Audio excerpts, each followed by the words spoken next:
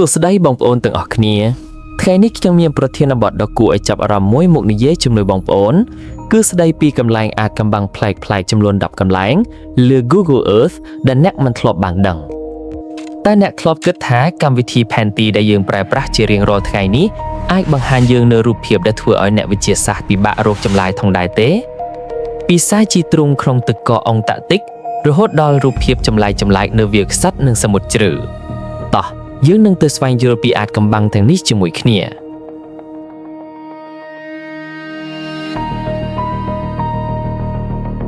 កន្លែងដំបូងដែលខ្ញុំចង់នាំបងប្អូនទៅដល់គឺនៅទ្វីបទឹកកកអុងតាក់ទិក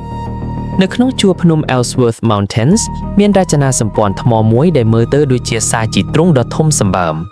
វាមានជ្រុង4ហើយមានកំពូលស្រួចដូចគ្នានឹងពីរ៉ាមីតនៅប្រទេសអេស៊ីបដែររូបភាពនេះត្រូវបានគេរកឃើញតាមរយៈ Google Earth ហើយបានបង្កើតភាពចម្រូងចម្រាសយ៉ាងខ្លាំងអ្នកខ្លះវិជាថាវាជាភស្តុតាងនៃអរិយធម៌បុរាណដែលបាត់បង់ឬសូម្បីតែជាមូលដ្ឋានទ័ពសម្ងាត់របស់ជនបរទេសតែតើការពិតយ៉ាងណាអ្នកភូកបិទូភាគច្រើនពន្យល់ថាវាគ្រាន់តែជាភ្នំធម្មជាតិដែលត្រូវបានឆ្លាក់ឲ្យមានរាងដូចនេះដោយសារតែដំណើរការបង្កក់រលាយអស់រយៈពេលរាប់លានឆ្នាំទោះជាយ៉ាងណារូបភាពដែលមើលទៅដូចជាសាជីទ្រូងដ៏ល្អឥតខ្ទាស់នេះនៅតែធ្វើឲ្យយើងឆ្ងល់ថាតើមានអ្វីទៀតដែលលាក់កំបាំងនៅក្រោមទឹកកកដ៏ក្រាស់នោះ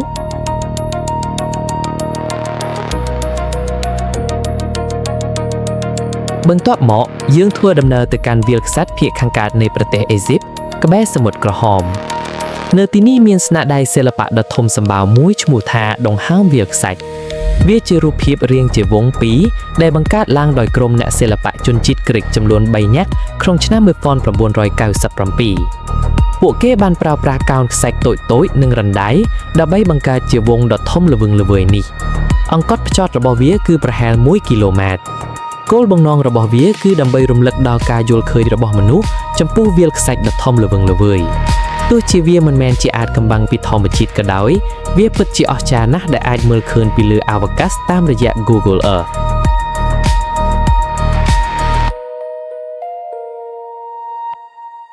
ឥឡូវយើងហោះហើរទៅកាន់មហាសមុទ្រ Pacific ដើម្បីមើលកោះ Vostok បើសិនអ្នកសម្លឹងមើលកោះតូចមួយនេះពីលើអាកាសអ្នកនឹងឃើញវាមើលទៅដូចជារូនខ្មៅដ៏ធំមួយនៅកណ្ដាលមហាសមុទ្រវាមានរាងមូលហើយងងឹតខ្លាំងណាស់រហូតដល់ធ្វើឲ្យមនុស្សជាច្រើនភ័យខ្លាចថាវាអាចជារណ្ដៅគ្មានបាតតែការពិតវិញគឺសាមញ្ញជាងនេះទៅទៀតកោះ Vostok ត្រូវបានគ្របដណ្ដប់ដោយព្រៃឈើក្រាស់ប្រភេទ Pisonia grandis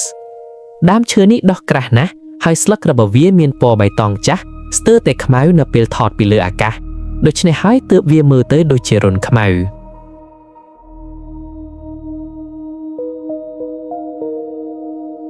នៅវាលខ្សាច់រដ្ឋ Nevada សហរដ្ឋអាមេរិកមានរាងត្រីកោណដ៏ធំមួយដែលបានធ្វើឲ្យអ្នកស្រឡាញ់អាថ៌កំបាំងជុំវិញពិភពលោកចាប់អារម្មណ៍វាជារាងត្រីកោណស្ទើរតែល្អឥតខ្ទាស់ដោយមានជ្រុងត្រង់ៗអ្នកខ្លះបញ្ជាថាវាជាមាតាយានរបស់ជនបរទេសឬជាសំណល់នៃអរិយធម៌បុរាណ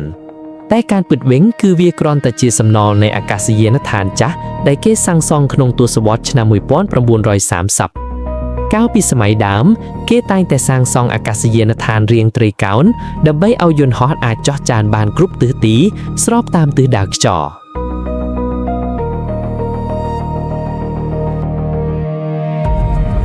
នេះជាអាថ៌កំបាំងដ៏គួរឲ្យខ្លាចមួយទៀតនៅភាគនិរទីនៃប្រទេសចិនមានភ្នំមួយដែលមានការ៉េខ្មៅល្អឥតខ្ទាស់កាត់ចូលទៅក្នុងខ្លួនភ្នំមិនមែនជាស្រមោលទេមិនមែនជារោងភ្នំទេតែវាជាការ៉េខ្មៅសុទ្ធមានមុំ90ដឺក្រេដោយនរណាម្នាក់កាត់យកដុំភ្នំនោះចេញអញ្ចឹងរូបភាពនេះបានបង្ហាញខ្លួននៅលើ Google Earth អស់រយៈពេល15ឆ្នាំហើយគ្មានការពន្យល់ណាជាផ្លូវការណាឡើយទ្រឹស្ដីខ្លះថាវាជាមូលដ្ឋានទ័ពសម្ងាត់ឬជាទីកន្លែងដែល Google ត្រូវបានបង្ខំឲ្យបិទបាំងតែរហូតមកដល់ពេលនេះគ្មាននរណាអាចបញ្ជាក់បានច្បាស់លាស់ឡើយ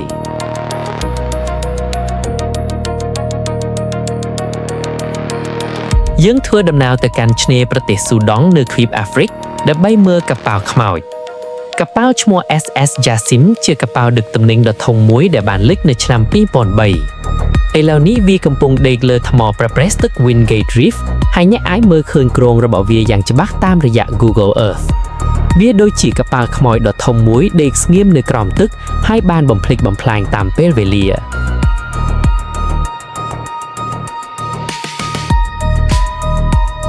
នៅទីតំបន់អាកទិក Google Earth បានថតបានរូបភាពនៃរង្វង់យក្សដែលមានអង្កត់ផ្ចោតជា4គីឡូម៉ែត្រឆ្លាក់លើទឹកកករង្វង់នេះមានគែមត្រង់ដោយប្រាយឡាហ្សែហើយវាបានបង្ហាញខ្លួននៅលើរូបភាពសាទីលីតអស់រយៈពេលច្រើនឆ្នាំហើយដោយគ្មានការផ្លាស់ប្ដូរឡើយតើវាជាអ្វី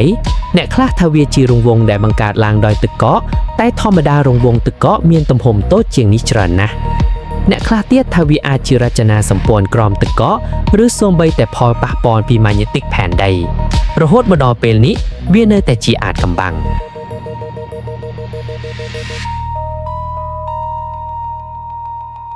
ឆ្នាំ2018អ្នកវិទ្យាសាស្ត្រម្នាក់បានរកឃើញអ្វីដែលមិនគួរឲ្យជឿតាមរយៈ Google Earth នៅកោកំពូលភ្នំ Mount Ligo នៅប្រទេសម៉ូហ្សាំប៊ីកមានរណ្ដៅភ្នំភ្លើងមួយហើយនៅក្នុងរណ្ដៅនោះគឺជាព្រៃឈើទឹកភ្លៀងដែលមិនធ្លាប់មានមនុស្សទៅដល់ទេព្រៃឈើនេះត្រូវបានការពារដោយជញ្ជាំងភ្នំចតធ្វើឲ្យវានៅដែលអស់រយៈពេលរាប់ពាន់ឆ្នាំអ្នកវិទ្យាសាស្ត្របានរកឃើញសត្វកម្មកជាច្រើនប្រភេទនៅទីនោះនេះជាភស្តុតាងដ៏ល្អមួយដែលបង្ហាញថា Google Earth នៅតែអាចជួយយើងរកឃើញអព្យុហេតុដ៏ថ្មីៗនៅលើផែនដីនេះទៀត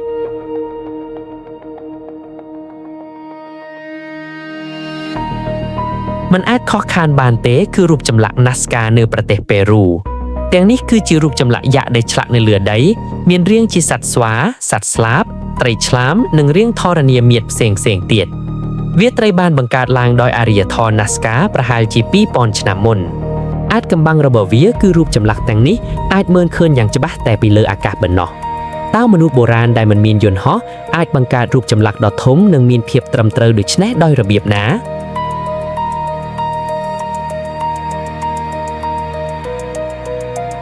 កន្លែងចុងក្រោយគឺទីក្រុងព្រីភៀតនៅអ៊ុយក្រែន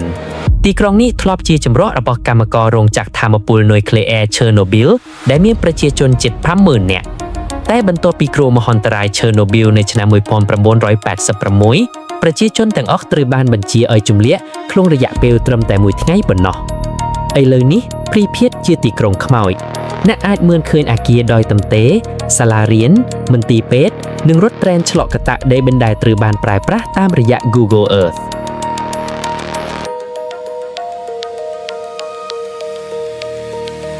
សរុបមកវិញបងប្អូនទាំងអស់គ្នា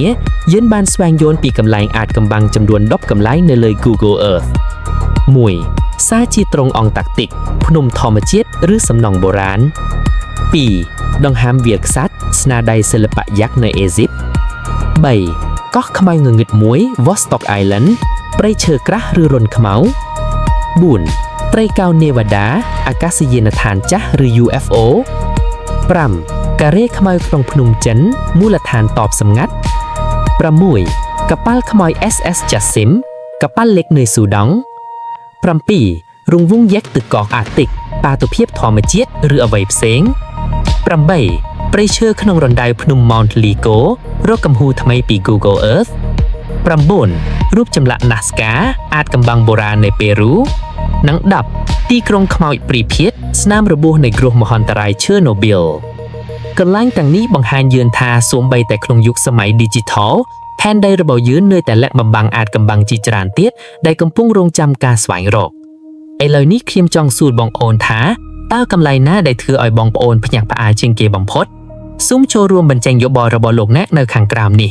សូមជួយចុច like share និង subscribe ដើម្បីទទួលបានព័ត៌មានថ្មីៗបន្ថែមទៀតសូមអរគុណច្រើនសម្រាប់ការតាមដានហើយយើងនឹងជួបគ្នានៅវីដេអូក្រោយ